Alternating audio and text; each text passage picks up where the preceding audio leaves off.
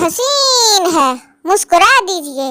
करे जो तंग तो इसको जोर से चमाट लगा दीजिए। एक औरत एक मौलाना के पास गई, बोली, हजरत मैंने सुना है कि तकब्बुर बड़ा गुनाह है। जब भी मैं आईना देखती हूँ मुझे अपनी खूबसूरती पर बड़ा तकब्बुर आता है। मैं इस गुनाह से कैसे बचूं? मौलाना, जिसे आप तकब्बुर समझ रही हैं वो गलत फहमी है, और गलत फहमी कोई गुनाह नहीं है। आराम से शीशा देखो तुम जाकर। ओ भाई, मारो मुझे मारो। एक इंटरनेशनल लेवल के माहिर क्लब डॉक्टर हार्ट स्पेशलिस्ट से पूछा गया कि आपकी जिंदगी में कोई ऐसा मरीज या वाकया जो आप कभी ना भूल पाए हो या जिसे आप अनोखा करार दे सके। इन्होंने जवाब दिया कि बिलाशुबा मेरा काम बहुत मुश्किल और रिस्की होता है, और ऑपरेशन थिएटर से बाहर मरीज के लवाहिकीन बेसब्री से मेरे बाहर निकलने और मरीज की खैरियत का बताने का इंतजार करते हैं।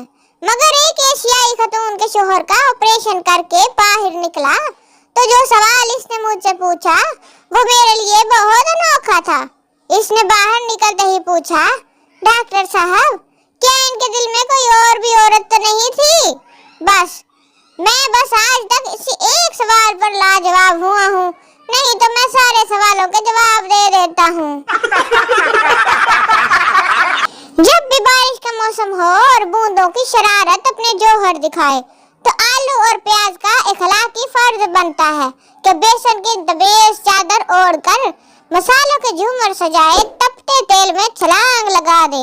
ये इंसानी समाज के लिए इनकी वो कुर्बानी होगी जिसे तारीख हमेशा याद रखेगी, यानी कि बारिश में पकौड़े।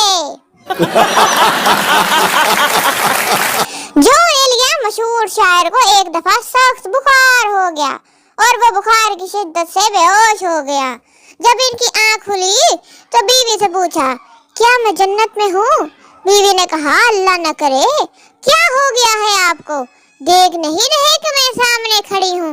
मतलब के वो चाहती नहीं है कि ना वो जन्नत में जाए और ना जॉन एलिया बेचारा। एक मर्तबा गांव में सैलाब आ गया। डूबते हुए लोगों को बचाने के लिए हेलीकॉप्टर का इस्तेमाल किया गया। 150 की आबादी वाले गांव से 500 आदमियों को गिनकर निकाला गया। हेलीकॉप्टर वाले सरपंच के पास गए और पूछा, आपके गांव की कुल आबादी 150 है और अब तक 500 निकाल चुका हूँ, ऐसा क्यों? तो सरपंच ने कहा, सर गांव वालों ने हेलीकॉप्टर पहली मर्तबा देखा है। आप एक तरफ से निकालते हो, वो दूसरी तरफ से फिर आ जाते हैं। मैं खुद तीसरी बार आया